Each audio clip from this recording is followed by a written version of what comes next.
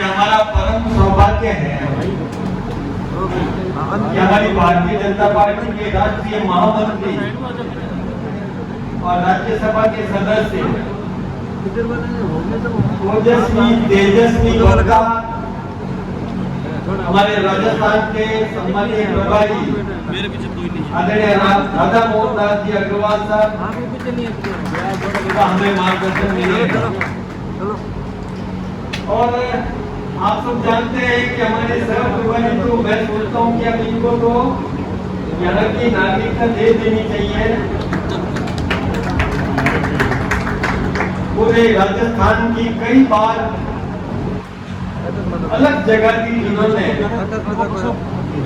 हम सब में से लगभग 60-70% कोटवाल साहब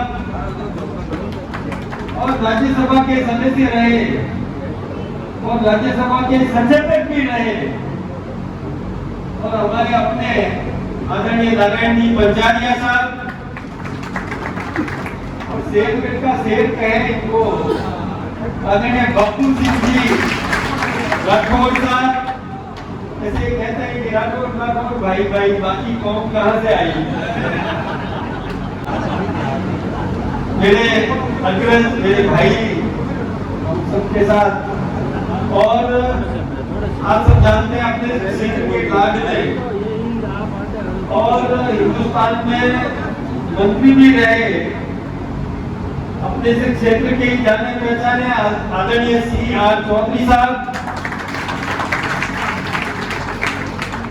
और हमारी बहन आदरणीय ज्योति जी मेघा साहब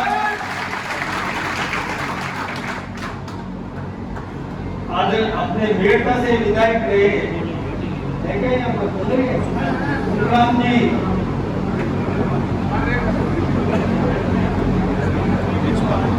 और आदरणीय रिचपाल जी मिर्जा साहब, आदरणीय शक्ति सिंह थापा साहब, आदरणीय देवासी जी, आदरणीय महेंद्र जी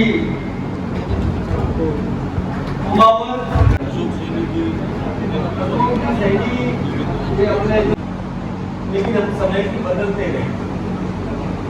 उसकी विशेष परिस्थितियां थी जो आप सबके सामने आएगी। आदरणीय राधा मोहन दास जी अग्रवाल साहब जो अपनी समिति बनी है जेपी जॉइंट पार्लियामेंट्री कमेटी के मेंबर है और इस कारण से इनको समय समय पर वहां दिल्ली में बैठकों में जाना पड़ता है।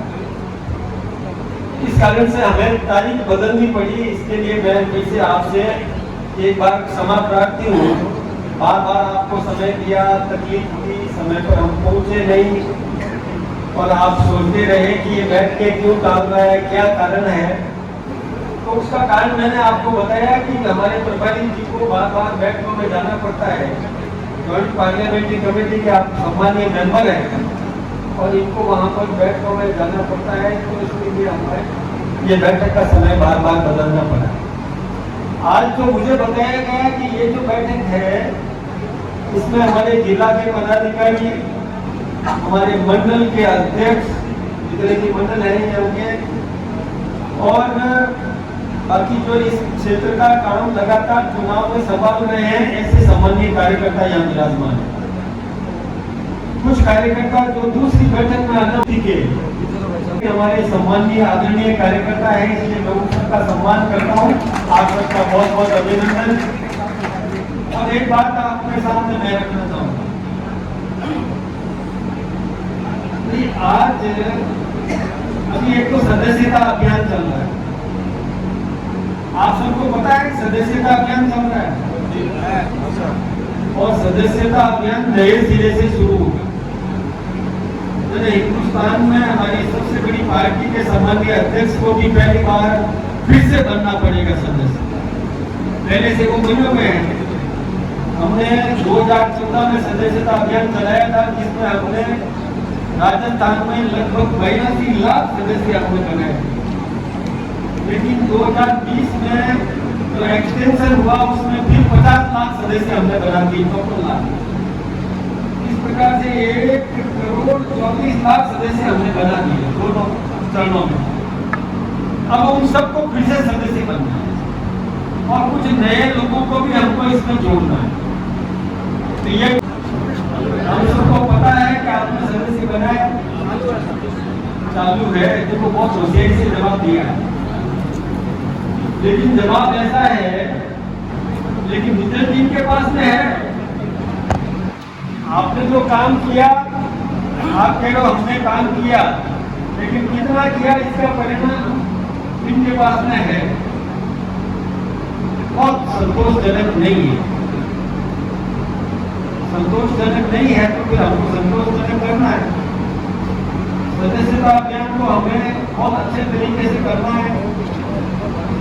और मैं तो ये एक आप सबसे भी निवेदन करना चाहूंगा, जो ये मुझे मना करते हैं कि वो बात मत कहा करो, वो बात मैं आपको कह देता हूँ।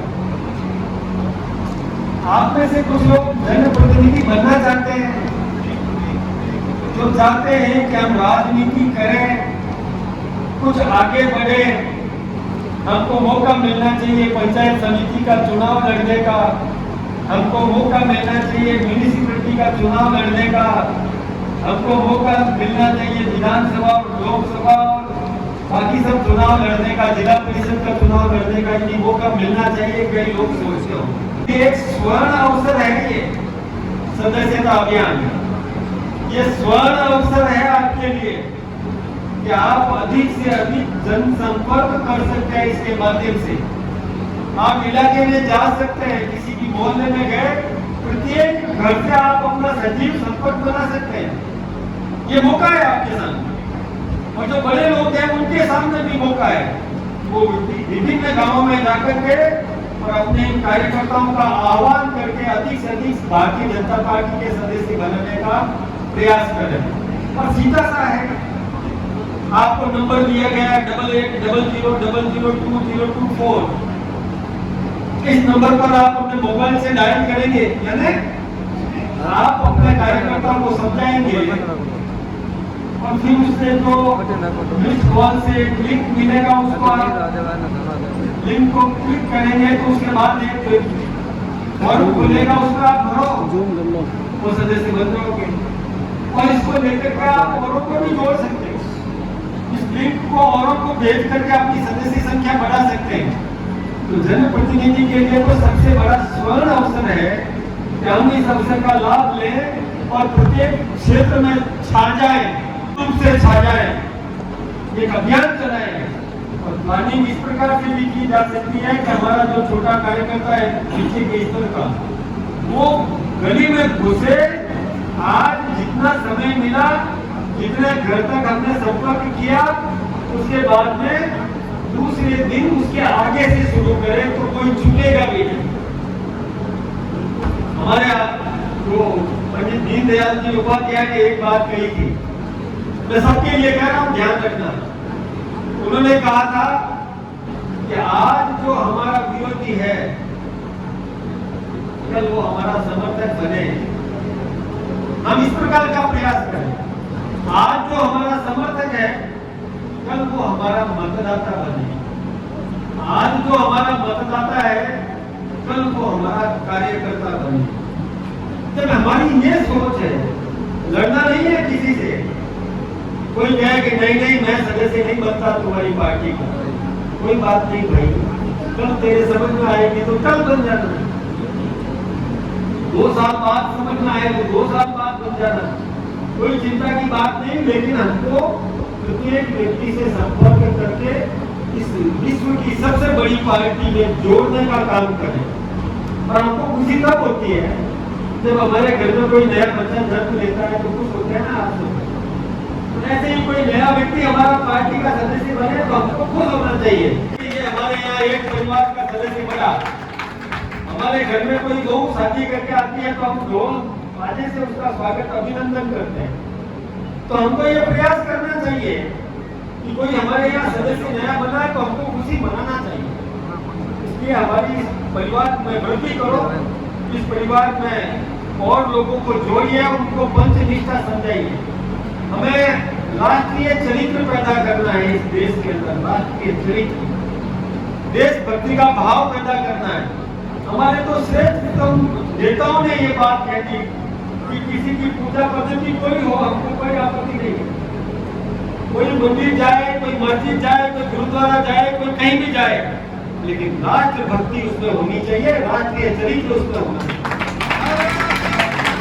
अगर भाई हिंदुस्तान और पाकिस्तान का क्रिकेट का मैच हो और भारत हार जाए और जो उस समय खुशियां मनाए, वो इस देश का नागरिक और राष्ट्रभक्त हो नहीं सकता। ये तो हमको संस्कार देना ही पड़ेगा ना, ये संस्कार हमको देना है। ये राष्ट्रीय चरित्र पैदा करने का काम ये हम सबका कर्तव्य है, वो हम सबको पूरा करना। एक दूसरी बात और है, अभी सेवा पखवाड़ा चल रहा है। 17 सितंबर हमारे देश के प्रधानमंत्री आदरणीय नरेंद्र भाई मोदी जी का जन्मदिन है। उस दिन वो शुरू होने वाला है सेवा पखवाड़ा। मैं आपको कह रहा हूं, ये सभी जनप्रतिनिधि जो बनना चाहते हैं उनके लिए और जो जनप्रतिनिधि है उनके लिए ये सेवा पखवाड़ा शुरू हो रहा है 17 सितंबर से 2 अक्टूबर तक। इसके बीच में 25 सितंबर आएगा पंडित दीनदयाल जी उपाध्याय का जन्मदिन और 2 अक्टूबर आएगा आदरणीय राष्ट्रपिता महात्मा गांधी जी का जन्मदिन। हम सबको ये त्योहार के रूप में मनाना है, हम सबको करना है। और आप चिन्हित करें उन क्षेत्रों को जिन क्षेत्रों में हम नहीं गए, जो कच्ची बस्ती है, जो जिनको जरूरत है, वहां पर हम इस प्रकार का प्रयास करें। सबसे पहले तो स्वच्छता का वातावरण दिया था हमारे देश के प्रधानमंत्री नरेंद्र भाई मोदी जी ने। 15 अगस्त को लाल किले की प्राचीर से जिन्होंने इस प्रकार का आह्वान किया शौचालय निर्माण का, एक स्वच्छता का वातावरण देने का काम किया, आज परिवर्तन तो आ गया। आप सब शादियों में जाते हो, देखते हो, पहले तो खाली कटोरी कहीं भी लोग छोड़ के चले जाते थे और कदम चुन करके रखना पड़ता था कि हमको पार होना है। और आज हम 10 मिनट ढूंढने लगे, ये परिवर्तन आया है हमें। आज रेलवे प्लेटफॉर्म को देख लो और कोई भी आप कहीं पर भी देख लो, हमको ये पता है कि स्वच्छता का वातावरण देश में बना है। इस स्वच्छता के वातावरण को हमें और प्रगाढ़ करना है कि सफाई रहे, कोई गंदगी नहीं हो। हमारे देश की प्रतिष्ठा का सवाल है, हमको इस बात का विशेष रूप से ध्यान रखने की जरूरत है। तो ये स्वच्छता पखवाड़ा, सेवा पखवाड़ा, सेवा के प्रकल्प लें, कहीं कैंप लगाए, मेडिकल कैंप, कहीं ब्लड डोनेशन कैंप लगाए, कहीं पर आप भौतिक परीक्षाएं कराओ, गोष्ठियां कराओ, महापुरुषों के जीवन चरित्र पर और गोष्ठी कराने का काम करो। ये सब काम हमको करना है और ये सब काम किस लिए करना है? क्योंकि हमारे राष्ट्रीय नेतृत्व ने आह्वान दिया है, वो इसलिए हमको ये काम। लेकिन इसका फायदा किसको मिलेगा? इसका फायदा मिलेगा भारतीय जनता पार्टी। केवल हम फायदे के लिए नहीं करते, ये मना करेंगे, मुझे रोकेंगे भी कि आप ये पार्टी के लाभ के लिए बात मत करो। ये हमारे संस्कारों में ये विद्यमान रहे, हमारा संस्कार इस प्रकार का बन जाए, ये हमको इस बात का विशेष रूप से ध्यान दें। भाई अभी चुनाव आएगा आपके सामने, तो चुनाव आएगा और आपको सब कान धारो इस क्षेत्र के, और आपके हाथ में यहाँ की बागडोर है। आप जनप्रतिनिधि हो, जागरूक नागरिक हो, भारतीय जनता पार्टी के कार्यकर्ता हो, तो फिर आप सब चाहोगे ना इस समय देश में जो हमारा नेतृत्व है आदरणीय नरेंद्र भाई मोदी जी, जब मोदी जी कहीं भी जाते हैं ना, जापान जाए, वहाँ मोदी मोदी के नारे लगते हैं तो आप लोग को खुशी होती है ना। जर्मनी जाए, फ्रांस जाए, अफगानिस्तान जाए, दुनिया के किसी भी देश में जाए और वहाँ मोदी मोदी नारे लगता है तो हम सबको गर्व का अनुभव होता है ना सबको। तो जब गर्व का अनुभव होता है तो क्या हम उसकी ताकत बढ़ाना नहीं चाहेंगे? उसकी ताकत को बढ़ाना चाहेंगे ना, या उसको फिर से पीछे देखना पड़ेगा कि खींच में क्या हो रहा है?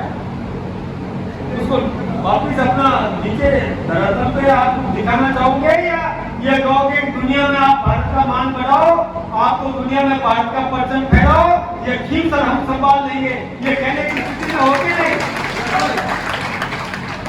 ये कहने की स्थिति में होगी नहीं हो? तो फिर एक बात का विशेष रूप से आपको ध्यान रखना पड़ेगा भाई, हम सबको कमल के फूल का ध्यान रखना पड़ेगा। अभी मुझे पता चला कि हम लोग अंदर कुछ बैठक कर रहे थे और बाहर जोश में आ गए कुछ लोग। ये अच्छी बात है क्या? ये अच्छी बात नहीं है भाई। हम सब किसके लिए कर रहे हैं? यहाँ अपना समय आपने लगाया, अपने अध्यक्ष जी भी कह रहे हैं कि आप सब अपना कीमती समय लगा करके यहाँ पर आए हो, किसके लिए आए हो? सबको तो एमएलए बनना नहीं है, सबको तो एमएलए नहीं बनना ना। एमएलए बनेगा तो हम किसके लिए उलझ रहे हैं? हमको केवल कमल का फूल, इस बात इसका ध्यान रखने की जरूरत है। केवल कमल का फूल, और उसी का ध्यान में रख करके हम सबको अपनी संपूर्ण ताकत उसको जिताने के लिए लगानी है। हम व्यक्तिवादी नहीं बने, व्यक्तिनिष्ठ नहीं बने। और इसी का तो फायदा मतलब आप सब जानते हो कि क्या होता है। हम यदि किसी व्यक्ति को लेकर के चलते हैं तो फूट का फायदा किसको मिलता है? हमारे विरोधी को मिल जाता है। और विरोधी केवल यही राजनीति कर रहा है कि इनमें फूट डालो, कुछ लोगों को टेलीफोन कर दो, कुछ लोगों से दोस्ती कर लो, कुछ लोगों को किसी समारोह में बुला लो, मीठी बात कर लो और वो आप लोग प्रसन्न हो जाते हो, कोई प्रसन्न हो जाता है। ये ठीक बात नहीं है। हमको कर्तव्यनिष्ठ बनना है, संगठन निष्ठ बनना है।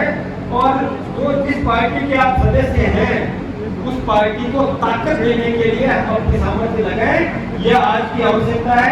इस बात को हम सबको समझना पड़ेगा। आज परिस्थितियां कितनी विपरीत है भाई, आप सबको तो पता होगा। परिस्थितियां कोई आसान नहीं है। आपने देखा होगा कि रेल की पटरियों के आगे कोई स्लैब लगा देता है, सीमेंटेड स्लैब रेल की पटरी के आगे। मेरे सुमेरपुर में जवाई बांध के पास में भी लगाया और मैं सोचता हूँ कि 11 स्थानों पर हिंदुस्तान में रेल की पटरी पर कोई सीमेंटेड स्लैब एक दो व्यक्ति से उठता नहीं है, 4-5 लोगों ने मिल करके लगाया। अब ये षड्यंत्र किसका है? निर्दोष लोगों को मारने का षड्यंत्र कौन कर रहा है?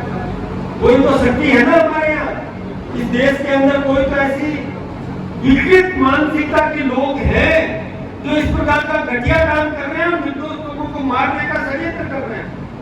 क्या उनको सावधान नहीं होना चाहिए? सावधान होना चाहिए। कई ऐसे लोग हैं, अभी मैं गया था, हमारे प्रभारी जी मेरे साथ में थे, हम उदयपुर में गए। एक बालक, जो बालक केवल शिव जी का स्वांग उसने किया हुआ था, 14 साल का बच्चा शिव जी का स्वांग करके, और उसका फोटो जब हमको दिखाया, हम आंसू नहीं रोक पाए, कोई आंसू नहीं रोक पाए। और उसकी स्कूल के अंदर दूसरे बच्चे ने उसको चाकू घोंप करके मार दिया। क्या दोस्त था उस बालक का? उसने उस दिन तिरंगा, आपने जो घर घर तिरंगा का कार्यक्रम किया था उसी दिन की बात है, उसने अपने कॉपी के अंदर तिरंगा झंडा बनाया था, उसी विषय पर उसका चाकू से मार दिया। कैसी विकृत मानसिकता के लोग हैं इस देश के अंदर। उसके परिवार में किस प्रकार का एटमॉस्फेयर तैयार हो रहा है। उस बच्चे के मन में, ये नादान बच्चे के मन में ये षड्यंत्र किसने डाला? कोई कन्हैया का सिर कलम करने की हिम्मत कर देता है? क्या किया था उसने? क्या अपराध किया था? छोटी छोटी बातें नहीं है भाइयों, बहुत खतरनाक बात है, बहुत खतरनाक बात। इसको समझने की जरूरत है। इस देश में ऐसी राजनीतिक पार्टी है इस समय जो ये चुनाव घोषणा पत्र में लिख रही है, चुनाव घोषणा पत्र में यदि हम जीत गए तो हम कश्मीर में फिर से धारा 370 लगाएंगे। आप बर्दाश्त करोगे क्या? बर्दाश्त करोगे? और उस पार्टी के साथ गठबंधन कांग्रेस ने किया है। अब उसकी हिम्मत हो सकती है कि आपके बीच में आकर के वोट मांग सके? सवाल करने की जरूरत है, प्रश्न करने की जरूरत है कि कैसे समझौता कर दिया तुमने उस पार्टी के साथ में, नेशनल कॉन्फ्रेंस के साथ में, जो जिसके लिए कुर्बानियां की है आप सबने, पसीना बहाया है आप सबने कि कश्मीर की धारा 370 हटनी चाहिए। वहां पर फिर से लगाने की जो बात करता है, और वो राजनीतिक पार्टी वोट मांगने की हिम्मत कर सकती है आपके बीच में? अरे बंगाल देखिए, हमारा बंगाल देख लीजिए, हिंदुस्तान का बंगाल। मैं गया था वीरभूम में, वीरभूम में मैंने देखा कि घरों में बम फेंकना सामान्य सी बात हो गई। और इस बंगाल की मुख्यमंत्री ने यह हिम्मत कर दी कि यदि बांग्लादेशी घुस करके आएंगे तो हम उनको बना देंगे। कैसे बर्दाश्त कर सकते हैं आप? कुछ विदेशी आक्रांत आए थे और एक क्षेत्र के अंदर और उन्होंने बदमाशी शुरू करी थी, और दूसरा राजा चैन की बंसी बजाना था, उसने उसको गुलाम कर दिया, और वो चैन की बंसी बजाने वाला भी बचा नहीं, बाद में उसके ऊपर भी आया, और उसका परिणाम आप सब जानते हो, इतिहास आप सबके गवाह। आप सब जानते हैं कि हिंदुस्तान को गुलाम होना पड़ा क्योंकि वो एक बदमाश कोई बदमाशी करने के लिए आया था। हमने बर्दाश्त कर लिया कि चलो वहां हो रहा है, हमको क्या है, हम यहाँ चैन के नींद सो रहे हैं। फिर उसने बढ़ते बढ़ते दूसरे पर किया, तीसरे पर किया। यही आज बांग्लादेश से आप अनुभवी रह सकते हैं। बांग्लादेश में क्या हुआ? ऐसी कोई आतंकवादी घटना नहीं तैयार हुई और वो प्रधानमंत्री और वहां के शासक आराम से चैन की नींद सो रहे थे कि देख लेंगे, सलट लेंगे, इसको कभी भी सलट लेंगे। वो विष का पौधा बनता गया, दूसरी जगह फैला, तीसरी जगह फैला, और फैलते फैलते यहां स्थिति आ गई कि बांग्लादेश की प्रधानमंत्री को अपना देश छोड़ के भागना पड़ा क्योंकि उसने बर्दाश्त किया। शुरुआत में उस विष के पौधे को उखाड़ के फेंका नहीं, उसको बर्दाश्त करती रही, और विष का पौधा वृक्ष बन गया।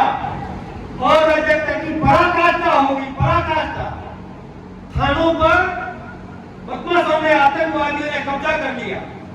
थानों में जो शस्त्र पड़े थे वो शस्त्र लूट करके ले गए, वहां के न्यायाधीश छुप गए, कानून के जानकार दुबक करके बैठ गए, अपनी जान बचाने के लिए छुप गए। पुलिस पंगु हो गई, शासन व्यवस्था समाप्त हो गई, और देश का प्रधानमंत्री भी देश छोड़ के अपने परिवार को लेकर के पलायन कर गया, हिंदुस्तान में आकर के शरण ली। बर्दाश्त कर सकते हो आप? कहीं विष का पौधा तैयार हो रहा है, आप सहन कर सकते हो? अरे इस देश को लकवा हो गया है क्या? शरीर के किस भाग में लकवा हो जाता है ना, तो आप पिन चुबाते हो तो शरीर को पता नहीं चलता। लकवा हो गया क्या? अरे भाई पैर में कांटा चुभता है, और कांटा चुभते ही पूरे शरीर में सेरन दौड़ती है कि नहीं दौड़ती? घुटने मुड़ जाते हैं, आंखें देखने का काम करती है, हाथ उस कांटे को निकालने का काम करता है। पूरा शरीर एक स्वरूप है, वो सजीव शरीर है, उस शरीर को लकवा नहीं मारा गया। तो जब हम कहते हैं कि आसियान तो हिमालय, ये हमारा एक शरीर है, हिमालय हमारा मस्तक है, सागर चरण पखारता है, तो ये एक शरीर है। तो कश्मीर में हमारे भाइयों पर हमला हो रहा है, आप बर्दाश्त कर रहे हो? बंगाल में हमारे भाइयों पर हमला हो रहा है, आप बर्दाश्त कर रहे हो? लकवा मार गया है क्या? अरे उन भाई की कल्पना करो जो बंगाल में हुआ, जिस व्यक्ति ने अपने घाटे पसीने की कमाई से एक अपना आशियाना सजाया, घर तैयार किया, भूखे रहकर पेट काट कर भी उसको सजाया संवारा, इस उम्मीद के साथ कि मेरी आल औलाद इसमें आराम से जीवन जिएगी, उसने अपना घर तैयार किया। और कल्पना करो कि उसको अपना घर छोड़ने के लिए मजबूर होना पड़े, भागना पड़े। क्या लेके भागेगा आदमी?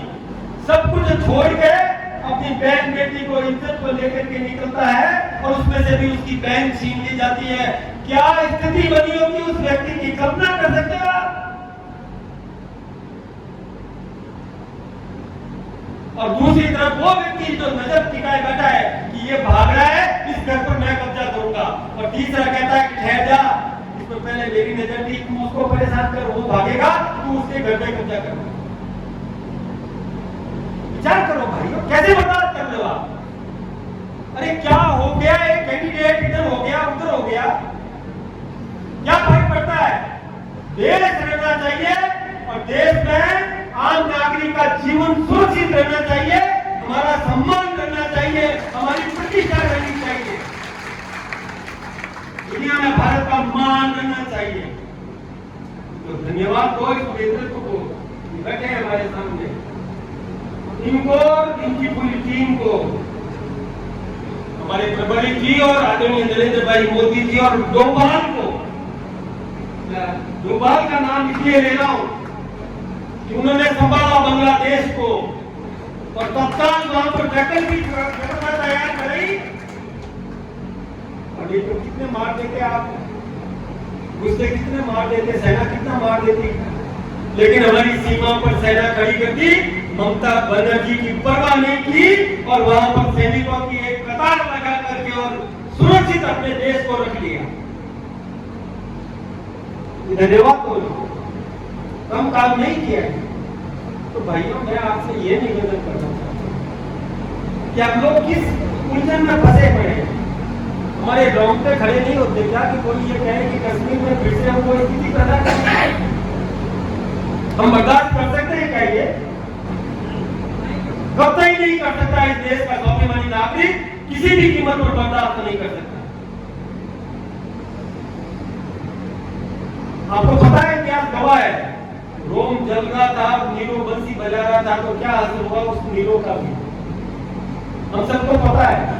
और जिस जिस देश में ये अनिश्चितता का वातावरण तैयार हुआ ना, वहां तालिबान बन गया। तालिबान, आप तो इस बात को जानते हैं। कुछ नहीं होता भाइयों। और मैं आपसे भी कहना चाहूंगा, आप एक मुखी हो, एक मुखी हो, संगठन निष्ठ बनो और एक ऐसी फौज तैयार करो, ऐसी फौज फिर नहीं हो। अरे कोई ये कहे, कोई अस्थिरता पैदा करने की बात करे और उसको राजनीति करने दोगे क्या?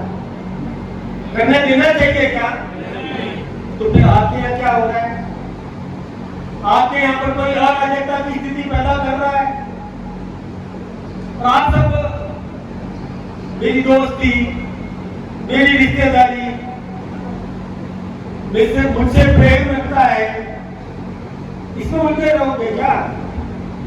एक काम तो ऐसा होना चाहिए कि जिससे व्यवस्था सुधरे, व्यवस्था ठीक हो।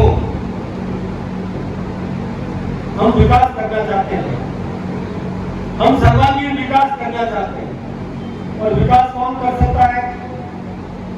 हमारी डबल इंजन की सरकार है। देश के प्रधानमंत्री नरेंद्र भाई मोदी जी ने बहुत अच्छा बजट दिया है और राजस्थान की सरकार आदरणीय भजन लाल जी ने भी बहुत शानदार बजट दिया। कोई टैक्स नहीं लगाया और घोषणा करी खूब, और वो दरअसल को उतारनी है। राज में भागीदारी चाहिए कि नहीं चाहिए सबको? तो राज में भागीदारी चाहिए तो राज के या प्रतिनिधि बना करके भेजो। राज में यदि आपकी भागीदारी रही ना, तो बोलने वाला भी आपको नमस्ते करेगा कि हमारा कोई छोटा मोटा काम पड़ा तो यही काम आएगा, क्योंकि ये इस राज की पार्टी का आदमी है, इसका राज है, इसकी चलती है, इसका एमएलए है, इसका एमपी है और इसकी सरकार है। कब चलेगी? और राज में भागीदारी चाहिए। तो भाइयों, आप प्रतिनिधि बना करके भेजिए, भारतीय जनता पार्टी का प्रतिनिधि बना के भेजिए, ताकि वो राज्य से कुछ योजनाएं लेकर के आए, आप सबके हितों की रक्षा कर सके।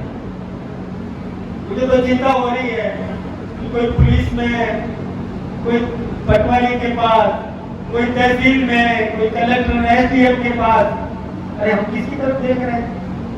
जो दूसरे की तरफ देखते हो। लेकिन खा कि मैं छोरा और कहा मैं ढिढोरा, ये ठीक बात है क्या? आपकी होनी चाहिए 5 उंगलियां घी में और सर कढ़ाई में होना चाहिए भाइयों। ये स्थिति पैदा कर, राज है दिल्ली में, राज है राजस्थान में, और आपके यहाँ भी राज रहेगा तो 5 उंगलियां घी में और सर कढ़ाई में रहेगा। ये स्थिति पैदा करो। मैंने कुछ बिना अनुमति के कुछ बातें कह दी है, इसलिए मैं माफी चाहूंगा, लेकिन मैं ये जरूर चाहूंगा कि आप सबका स्वाभिमान बचा रहना चाहिए। आप सबका स्वाभिमान बचाए रखने की जवाबदारी हम सब की है, लेकिन हमारी ताकत भी आपको बढ़ने की जरूरत है। हम आपस में एक दूसरे का, आपका स्वाभिमान की जवाबदारी हमारी और हमारी ताकत बनने के आप। बात कह के मेरी बात को खत्म करूंगा। बहुत बहुत आपका अभिनंदन, बहुत बहुत धन्यवाद।